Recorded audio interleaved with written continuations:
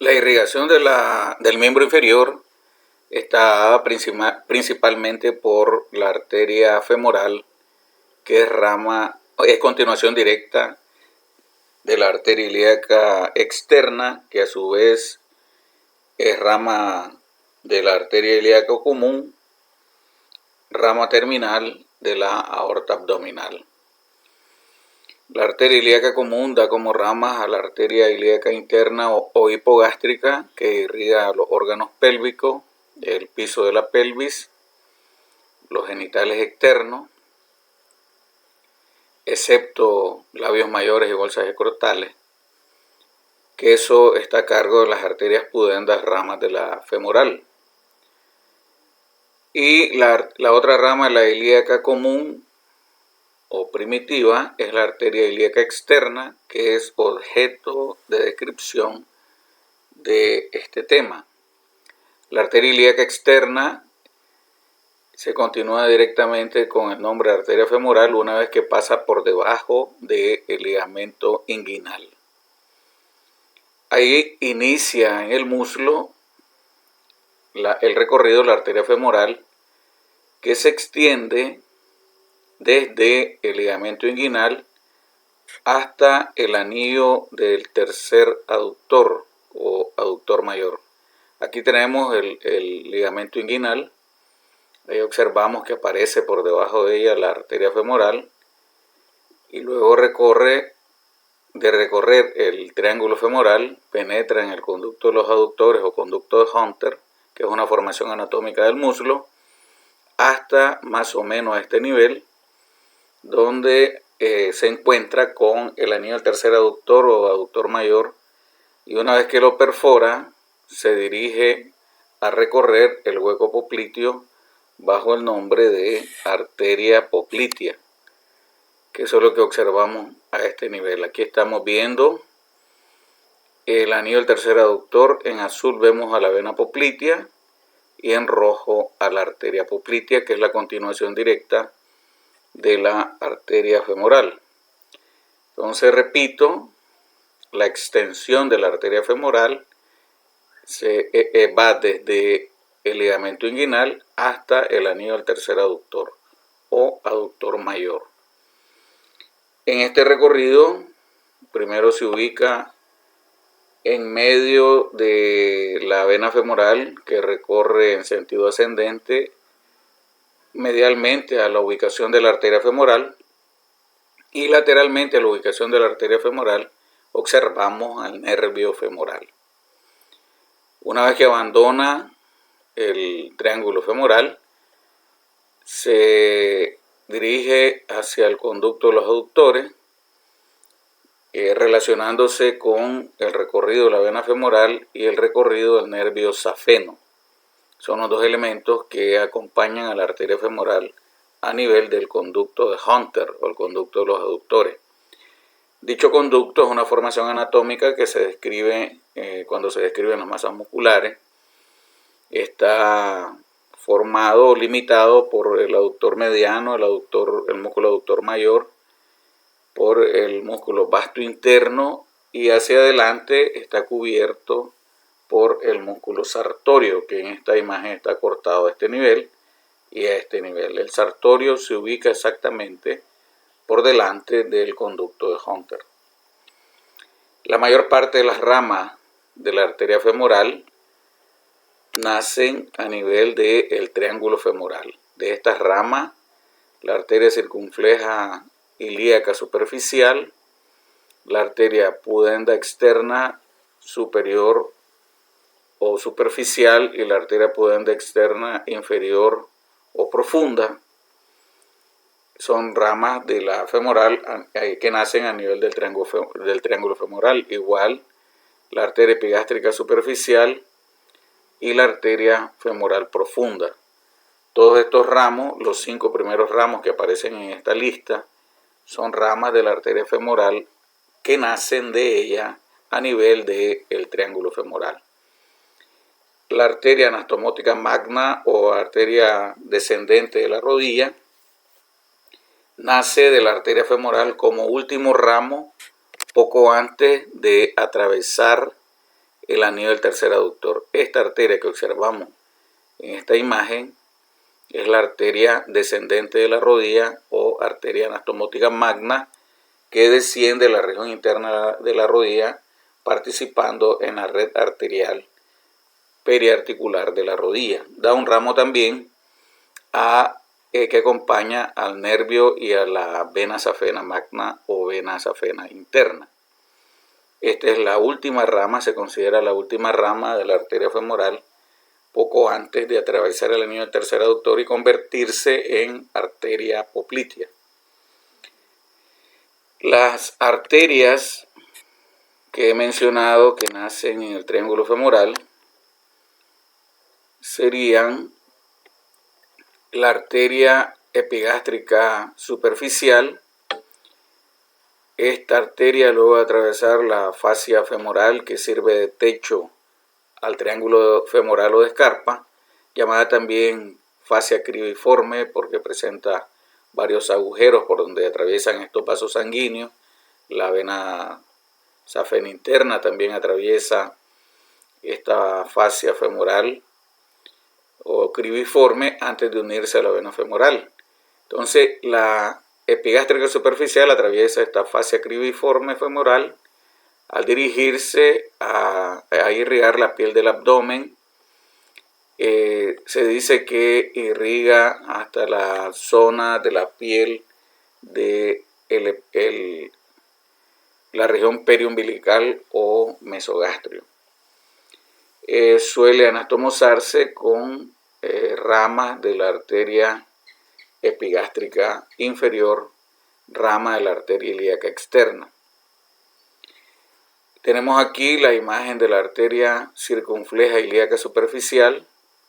Vemos que inmediatamente que aparece la femoral por debajo del ligamento inguinal, nacen esta rama y la que describí anteriormente. La arteria epigástrica superficial también perfora la fascia cribiforme femoral al dirigirse a la región subcutánea que cubre la espina ilíaca anterosuperior del coxal y su cresta ilíaca, dando irrigación a la piel de esta zona, a la piel de la región de la espina ilíaca superior y el extremo anterior de la cresta ilíaca. La arteria pudendas están relacionadas con los genitales externos, la irrigación de los genitales externos. Tenemos aquí a la arteria pudenda externa superficial. Esta también atraviesa en su recorrido a la fascia cribiforme del triángulo femoral al dirigirse al plano subcutáneo de la región del anillo inguinal superficial. Da irrigación a la piel de esta zona, de la zona que cubre el anillo superficial del conducto inguinal, y da un ramo que irriga en el varón el extremo superior de las bolsas escrotales y en la mujer el extremo anterior de los labios mayores de la vulva. Así que los ramos pudendos, tenemos que estar claros, pudendos externos, irrigan los genitales externos en el varón y en la mujer. La arteria pudenda externa profunda, esta arteria no atraviesa la fascia cribiforme, sino que discurre por encima del músculo pectíneo, como estamos observando ahí, luego discurre por encima del músculo aductor mediano o primer aductor, al dirigirse a irrigar las bolsas escrotales, da origen a las arterias escrotales anteriores en el varón o las arterias labiales anteriores en la mujer, que dan irrigación a las bolsas escrotales y a los labios de la vulva, los labios mayores de la vulva. Esa es la descripción de estos cuatro vasos: arteria ilíaca superficial o epigástrica, arteria epigástrica superficial, arteria ilíaca superficial, arteria pudenda externa superficial, pudenda externa profunda o superior e inferior, como se conoce en otros textos.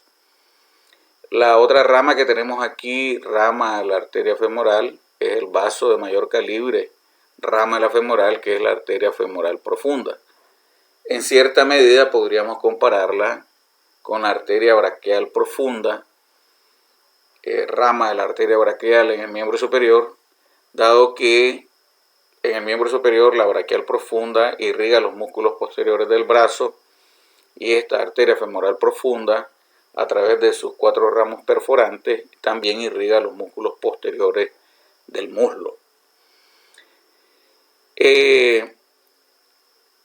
Debemos también de estar claro que en su recorrido en el muslo, la arteria femoral emite varios ramos musculares que irrigan los músculos aductores y a las masas musculares que forman el músculo cuádriceps. En cuanto a la arteria femoral profunda, tenemos que la femoral profunda da origen a la arteria circunfleja ilíaca, femoral lateral, circunfleja femoral medial, da origen a la arteria del cuádriceps y da origen a 4 ramos perforantes. Esto es lo que vamos a describir como rama de la arteria femoral profunda.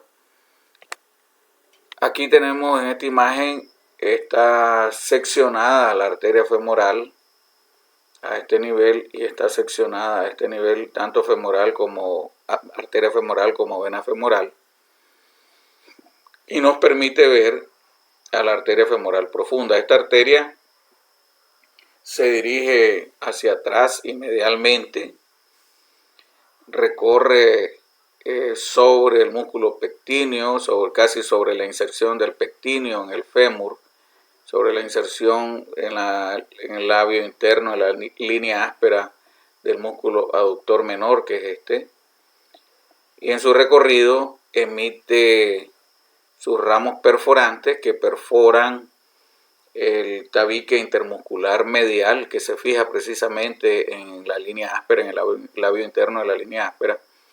Estos 4 ramos perforantes perforan este tabique intermuscular medial al dirigirse a la región posterior del muslo. He dicho que la femoral profunda, a través de estos 4 ramos perforantes, irriga a los músculos aductores, a los músculos flexores de la pierna y extensores del muslo, que estamos hablando entonces de los músculos que se originan en la tuberosidad isquiática y se insertan en los extremos superiores de la tibia o el peroné. Esa es la importancia de los 4 ramos perforantes que nacen de la arteria femoral profunda. Tenemos también como ramos de la femoral profunda las arterias circunfleja femoral medial y la arteria circunfleja femoral lateral. Estas arterias se podrían comparar con las arterias circunflejas humerales anterior y posterior de las ramas de la arteria axilar. En cierta medida tienen características que comparten, como es el hecho que rodean el extremo superior del fémur, y igual que la circunfleja humeral anterior y posterior del miembro superior, irrigan la articulación esferoidea en ambos miembros, pues la articulación del hombro, la circunfleja humeral anterior y posterior, y estas arterias circunfleja femoral medial y lateral irrigan la articulación coxofemoral.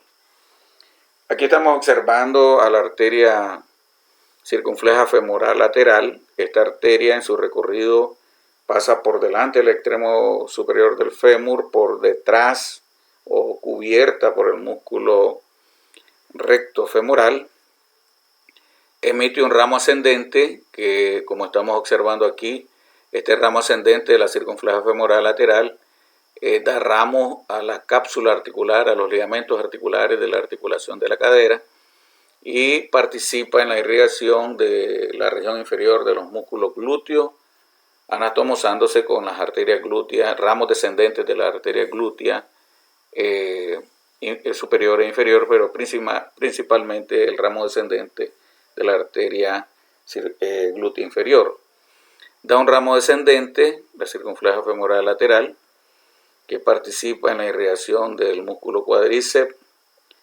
En algunas ocasiones nace de un tronco común la arteria descendente y la arteria del cuádriceps. La arteria descendente, la circunfleja femoral lateral, y la arteria del cuádriceps pueden nacer de un tronco común. La arteria del cuádriceps tiene un origen muy variable. La arteria del cuádriceps puede ser rama directa de la arteria femoral, puede nacer de un tronco común junto con el ramo descendente de la circunfleja femoral lateral, o puede ser rama directa de la arteria femoral. Esta arteria del cuádriceps, que como su nombre lo dice, irriga al músculo cuádriceps. El ramo transverso de la circunfleja femoral lateral circunda el extremo superior del fémur relacionándose con el trocánter mayor y se anastomosa en esta zona se anastomosa con la circunfleja femoral medial. La circunfleja femoral medial, como estamos observando aquí, discurre en el espacio que existe entre el músculo pectíneo y la inserción del músculo psoas ilíaco al dirigirse a la región posterior del extremo superior del fémur. Esta arteria, circunfleja femoral medial, da un ramo acetabular, que también le llaman ramo articular, de la circunfleja femoral medial. Ese ramo acetabular penetra en el acetábulo a través de la escotadura isquiopúbica o escotadura acetabular y luego recorre el ligamento redondo de la cabeza del fémur o ligamento de la cabeza del fémur al dirigirse a irrigar la cabeza femoral. Esa es la importancia de ese ramo acetabular, rama de la arteria circunfleja femoral medial. Entonces debemos de entender que los ramos circunflejos, femoral, medial y lateral, proporcionan irrigación a la articulación de la cadera.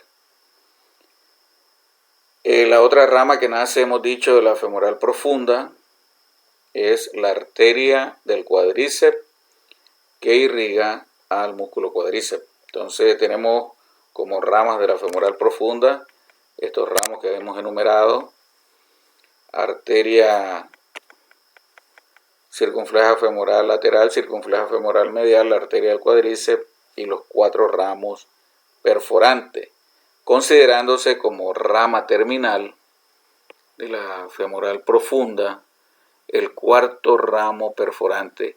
En esta imagen estamos observando la región posterior del muslo, estamos viendo aquí a los músculos semitendinosos, semimembranosos, y al bíceps femoral, la porción larga del bíceps. Este es el semitendinoso, semimembranoso, son los músculos posteriores del muslo.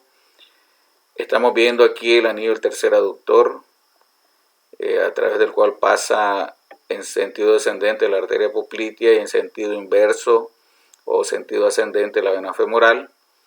Y vemos desde la región glútea el nervio ciático que se dirige a la fosa poplitea. Aquí vemos los ramos perforantes y precisamente se considera a este ramo, el 4.º ramo perforante, la rama terminal de la arteria femoral profunda. Tenemos que tener cuidado con esta descripción. La femoral profunda da como ramo terminal su última rama, no da más, es considerada la 4.ª rama perforante. De la femoral hemos dicho que la última rama de la femoral, antes de transformarse, antes de tomar el nombre de arteria poplitea al abordar el hueco popliteo, da una última rama que es la arteria descendente de la rodilla. Aquí tenemos el anillo del tercer aductor o el anillo del aductor mayor, y ahí estamos viendo, antes que atraviese ese anillo y se transforma en arteria poplitea, da origen a esta arteria. Así que la femoral La femoral como tal, antes de tomar el nombre de arteria poplitea, da origen a esta última rama, la arteria descendente de la rodilla. Pero eso no significa que ahí termina la femoral. En cambio, la femoral profunda sí termina aquí dando ese último ramo llamado cuarto ramo perforante. Son dos cosas diferentes, ¿verdad? Luego tenemos como arteria poplitea. La arteria poplitea se extiende desde el anillo del tercer aductor hasta el borde inferior del músculo popliteo o el arco fibroso del músculo sóleo. Es prácticamente el mismo nivel. Hay autores que hablan del arco fibroso, hay otros autores que hablan del borde inferior del músculo popliteo. Aquí estamos observando esto. Este es el músculo popliteo, este es el borde inferior, y exactamente ahí relacionándose estos dos puntos anatómicos, vemos aquí el arco fibroso del músculo sóleo, que es parte del músculo tricepsural o el tríceps de la pantorrilla. Entonces la arteria poplitea se extiende desde el anillo del tercer aductor, que es más o menos a este nivel. Ahí observamos que va por detrás de la articulación de la rodilla hasta el borde inferior del músculo popliteo o el arco fibroso del músculo sóleo. A ese nivel da origen a sus dos ramas terminales, que son la arteria tibial anterior y la arteria tibial posterior. Hay autores que prefieren usar como nomenclatura tronco tibio peroneo en vez de arteria tibial posterior. Por tanto, hay autores que dicen que las ramas terminales de la poplitea a nivel del anillo del músculo sóleo son la arteria tibial anterior y el tronco tibio peroneo, y luego describen que de este tronco tibio peroneo nace la arteria tibial posterior y la arteria peronea. Los que señalan como ramas terminales de la poplitea a la arteria tibial anterior y la arteria tibial posterior, luego nos describen que de la tibial posterior nace la arteria poplitea. Pues esto es en base a hallazgos que han hecho en los cadáveres que utilizan como fuente de información en las disecciones que preparan para luego hacer las descripciones. Han considerado el tronco tibio peroneo y no a la arteria tibial posterior. La arteria poplitea podemos decir que es una arteria eminentemente articular, dado que sus ramas son precisamente las que en mayor grado o en mayor importancia da origen a ramos articulares para la rodilla. Recordemos que el término genu significa rodilla, por eso en algunos libros las arterias que irrigan la rodilla le llaman arteria genicular media, lateral, medial y lateral, arteria genicular media, arteria genicular inferior, medial y lateral. Estamos hablando de lo mismo, arteria articular superior, medial y lateral de la rodilla, arteria articular media de la rodilla, arterias articulares inferiores, medial y lateral de la rodilla. Al final del recorrido de la arteria poplitea nacen 5 ramos articulares que forman parte de la red arterial de la rodilla. Y de la poplitea también nace la arteria sural o la arteria para los gemelos, que suele nacer de un tronco común y luego se divide en una arteria para el gemelo medial y otra arteria para el músculo gemelo lateral. Ahí tenemos las ramas de la arteria poplitea, 5 ramos articulares, y la arteria sural o arteria de los gemelos. Aquí tenemos la referencia que da origen a como ramas terminales a nivel del borde inferior del músculo popliteo.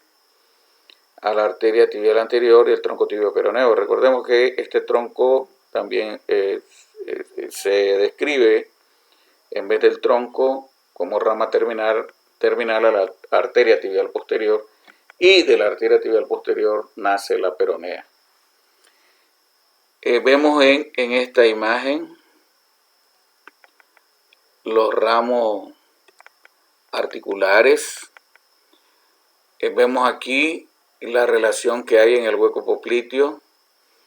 Recordemos que en el fémur, toda esta superficie en el extremo inferior del fémur recibe el nombre de cara poplitea del fémur porque sirve de piso a esta fosa poplitea existente en la región posterior de la rodilla.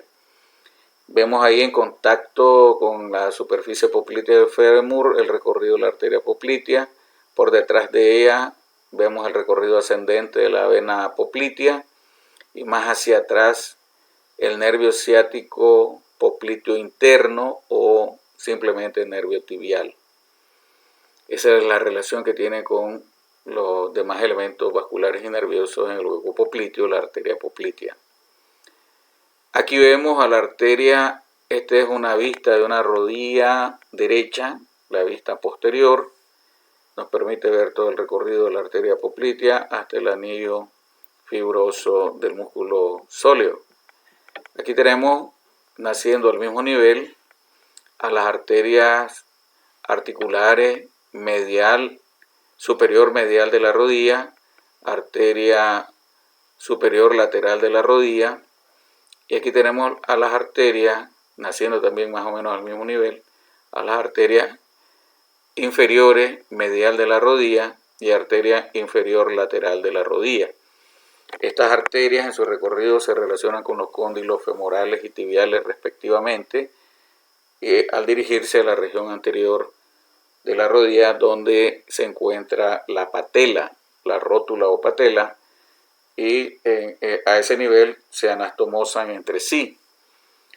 También formando parte de esta red articular de la rodilla tenemos a la arteria descendente de la rodilla, rama de la femoral o arteria anastomótica magna.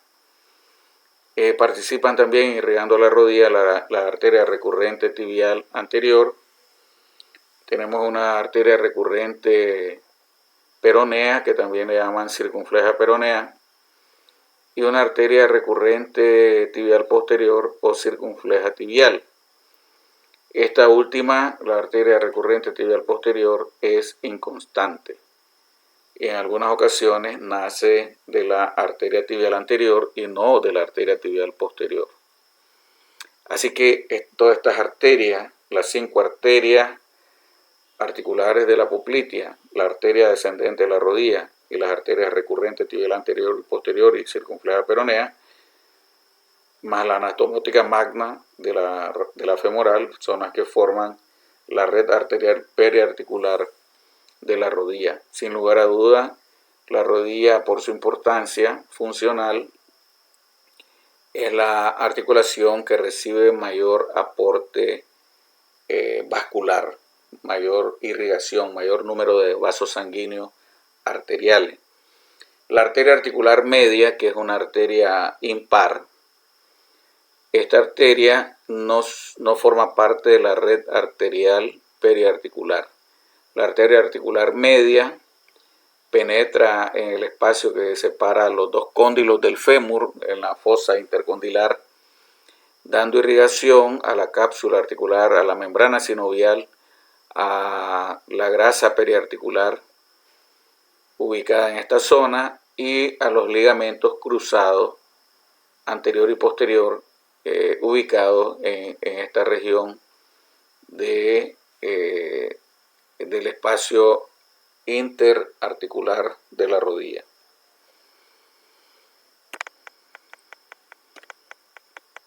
Esta red arterial la podemos ver aquí. Vemos a la poplitea por detrás de los cóndilos del fémur, de los cóndilos tibiales. Aquí tenemos la arteria descendente de la rodilla anastomótica magna que desciende a formar parte de la red arterial. Los ramos articulares, lateral y medial para la rodilla y también los articulares lateral y medial inferiores. El ramo recurrente tibial anterior son ramos que hemos descrito formando parte de la irrigación de la rodilla. Luego tenemos la irrigación de la pierna y el pie. Estamos hablando de las ramas terminales de la poplitea. Hemos dicho que la arteria poplitea se divide en arteria tibial anterior y arteria tibial posterior o tronco tibio peroneo. Debemos de quedar claro, por tanto, que las ramas terminales de la poplitea son las que dan irrigación a todas las estructuras que encontramos formando parte de la pierna y del pie. Debemos de estar listos, por tanto, para escuchar la descripción de la irrigación de la pierna y el pie. Tenemos que la tibial anterior se extiende desde el anillo del músculo sóleo hasta el dorso del pie. En el dorso del pie toma el nombre de arteria dorsal del pie. En la porción terminal, por tanto, la arteria dorsal del pie, porción terminal de la arteria tibial anterior. Esta arteria en su recorrido pasa por encima de la membrana interósea que une el cuerpo de la tibia con el cuerpo del peroné y luego aparece en la región anterior. Se relaciona en su recorrido inicialmente con el origen del músculo extensor común de los dedos o extensor largo de los dedos, acompañado del nervio tibial anterior o peroneo profundo y sus dos venas tibiales anteriores. Luego está cubierto por el músculo tibial anterior y en el extremo inferior esta arteria se hace superficial para continuarse, luego de pasar por debajo del retináculo de los extensores, luego que pasa por debajo de este ligamento, se continúa en el dorso del pie, ubicándose lateralmente al tendón de inserción del extensor largo de los dedos. Este punto anatómico sirve para la palpación de la arteria dorsal del pie como uno de los recursos de la palpación de los pulsos periféricos. Este pulso tiene gran valor en las valoraciones del examen físico de los pacientes diabéticos por los problemas vasculares que sufren estos pacientes. Entonces la arteria tibial anterior como rama da varios ramos musculares, aquí los estamos observando, varios ramos musculares que dan irrigación a los músculos anteriores de la pierna, del grupo anterior de la pierna. En el extremo inferior, la arteria tibial anterior da origen a las arterias maleolares medial y lateral, o externa e interna, y a las arterias en el tercio superior de la pierna da origen a las arterias recurrentes tibial anterior y posterior, en el entendido que la recurrente tibial posterior es inconstante, a veces no existe. Pues estas arterias recurrentes tibial anterior y posterior desde el extremo superior de la pierna ascienden hacia la articulación de la rodilla formando parte de la red arterial de la rodilla. La arteria circunfleja peronea nace de la tibial anterior y se dirige a la región lateral, a dar irrigación a la región lateral de la articulación de la rodilla y el extremo superior de la región lateral de la pierna, la cabeza del peroné, el cuello del peroné, en toda esa zona. La arteria maleolar, lateral o externa, maleolar interna o medial, nacen en el tercio inferior de la pierna y se dirigen a dar irrigación. Aquí las tenemos, la maleolar medial que se dirige hacia el maleolo tibial y la maleolar lateral que se dirige hacia el maléolo peroneo o maléolo lateral o externo. Estas arterias maleolares se anastomosan con las arterias maleolares medial posterior, rama de la tibial posterior, y la maleolar lateral posterior, rama de la peronea, de la arteria peronea, formando una red arterial que, además de irrigar a los maleolos, la piel que cubre los maleolos, irrigan a la articulación del tobillo, irrigan a los huesos del tarso, principalmente al calcáneo, dan ramas calcáneas que irrigan al hueso calcáneo y al talus. Esa es la importancia de los ramos maleolares. Luego tenemos que la arteria dorsal del pie da ramos tarsianos laterales y mediales que irrigan a los huesos del tarso y da origen a dos ramas que son las más significativas: la arteria tarsiana lateral y la arteria arqueada del dorso del pie. La arteria tarsiana lateral irriga a los huesos del tarso. También tenemos una arteria tarsiana medial, pero siendo de mayor calibre la tarsiana lateral. La arteria arqueada, de su borde convexo, surgen las arterias metatarsianas dorsales, en algunos textos le llaman interóseas dorsales, rama de la arteria arqueada, que a su vez es rama de la arteria pedia o arteria dorsal del pie. Estos ramos metatarsianos dorsales se distribuyen hacia la región dorsal de los dedos, del segundo al quinto dedo, y directamente de la arteria, de la porción terminal de la arteria dorsal del pie, nacen los ramos digitales medial y lateral, que dan irrigación en el dorso del primer dedo, el dedo gordo. La rama terminal de la arteria dorsal del pie es un ramo perforante plantar que perfora el primer espacio interóseo y se dirige a la planta del pie, anastomosándose con la arteria plantar lateral, y de esa manera se forma el arco plantar profundo, por la anastomosis del ramo perforante de la arteria dorsal del pie y la porción terminal de la arteria plantar lateral. Así se forma el arco plantar profundo. Debemos de entender entonces que de la arteria dorsal del pie nacen arterias tarsianas laterales y mediales, nace la arteria arqueada y su ramo terminal, nacen los ramos digitales dorsales del primer dedo, y su ramo terminal es la arteria perforante plantar, rama terminal de esta arteria dorsal del pie. Las arterias metatarsianas dorsales, por sus dos extremos, tienen anastomosis con las arterias metatarsianas plantares, rama del el arco plantar profundo.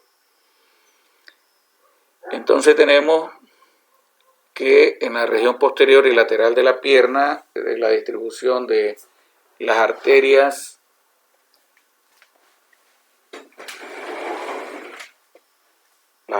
tibial posterior y la arteria peronea. En algunas ocasiones he dicho, se forma un tronco y resulta que de este tronco tibio peroneo nace la arteria tibial posterior y la arteria peronea. De cualquier manera, se considera a la arteria peronea la rama de mayor calibre, que nace de la arteria tibial posterior. Aquí tenemos que la arteria tibial posterior discurre en el plano profundo posterior de la pierna, cubierto por la masa muscular del tríceps sural, deslizándose sobre el músculo tibial posterior, acompañado de sus dos venas, las dos venas tibiales posteriores y el nervio tibial posterior. Eso lo estamos observando aquí. Esta es la arteria tibial posterior, acompañada del nervio tibial posterior o nervio tibial a secas. No vemos aquí las dos venas tibiales que también acompañan en su recorrido ascendente a la arteria tibial posterior.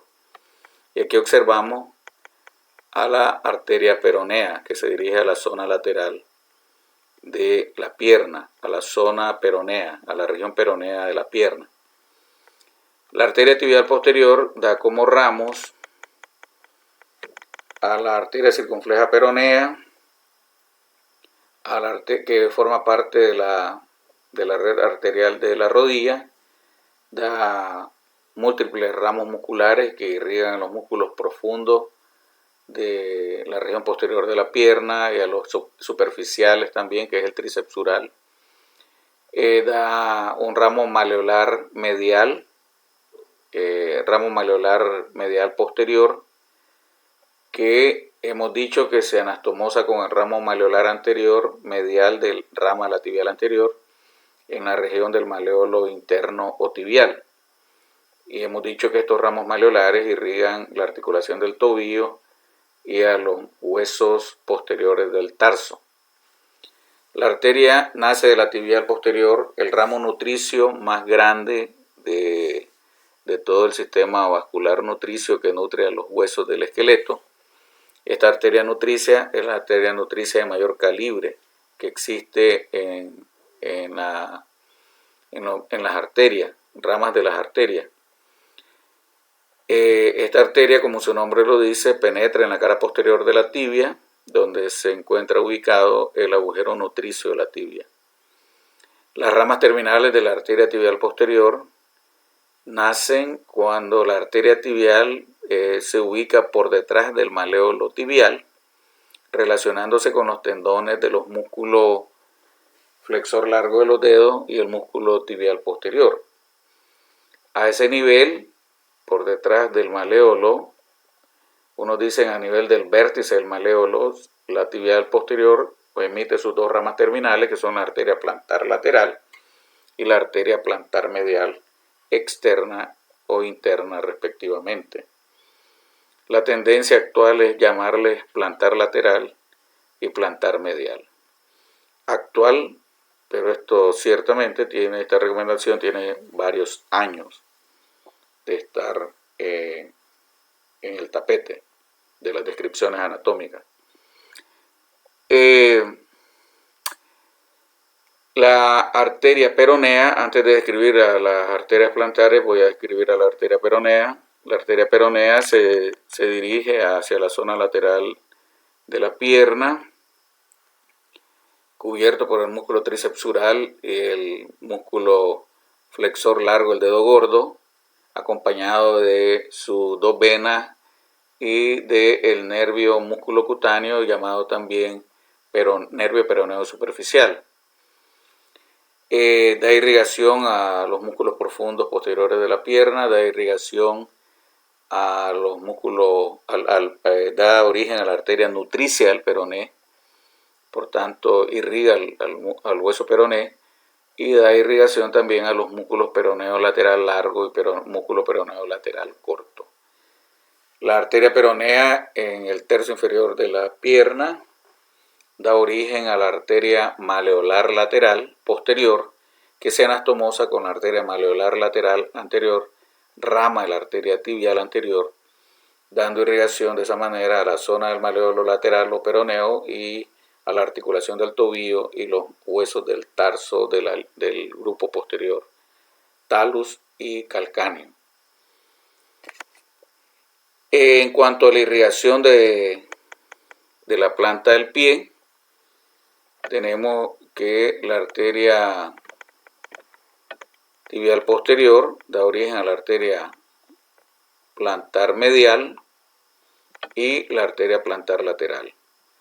En este esquema queda claro que la arteria plantar medial es de menor calibre que la plantar lateral. La plantar medial se distribuye en el arco medial del pie, cubierta por el músculo abductor del dedo gordo.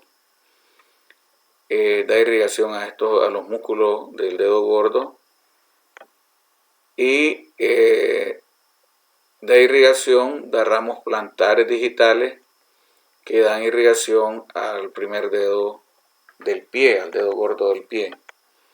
La plantar lateral, en su recorrido hacia la zona lateral del pie, al borde lateral de la planta del pie, discurre en el espacio que existe entre el músculo flexor corto plantar o flexor corto de los dedos y el músculo cuadrado carnoso plantar o cuadrado carnoso de Silvio. Luego aparece relacionándose con los espacios interóseos, los músculos interóseos.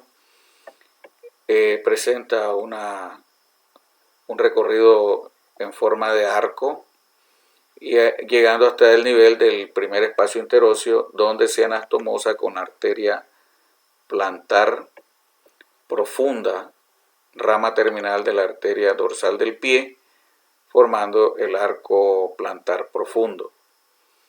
De esta arteria, del borde convexo de este arco, nacen las arterias metatarsianas plantares para el primero, segundo, tercero y cuarto espacio interóseo. De estas arterias nacen las arterias digitales plantares que se encargan de irrigar del segundo al quinto dedo.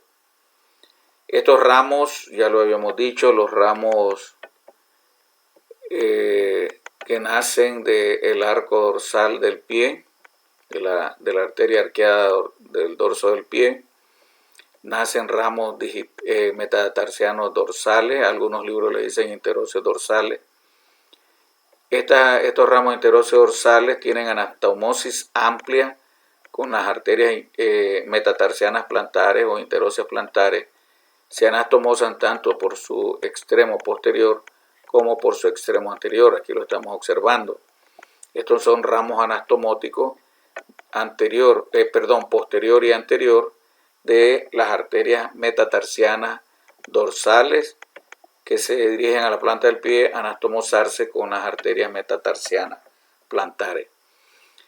Vemos aquí que de estas arterias metatarsianas dorsales nacen las arterias digitales que se distribuyen siguiendo los bordes medial y lateral del dedo que le corresponde proporcionar irrigación.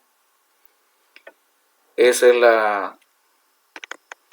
la distribución que hemos descrito, tanto del arco dorsal del pie como la formación del arco plantar del pie. Hasta aquí la descripción de la irrigación del miembro inferior. Siempre invito a que vean otros videos publicados en internet para documentarse bien, y es esencial que siempre acompañen su estudio con imágenes de los atlas que están publicados tanto en físico como virtual. La anatomía se aprende, como dicen muchos anatomistas, leyendo. Hay que leer y ver, leer y ver. Es la única manera que podemos usar como estrategia para aprender esta materia tan linda como es la anatomía del cuerpo humano. Gracias.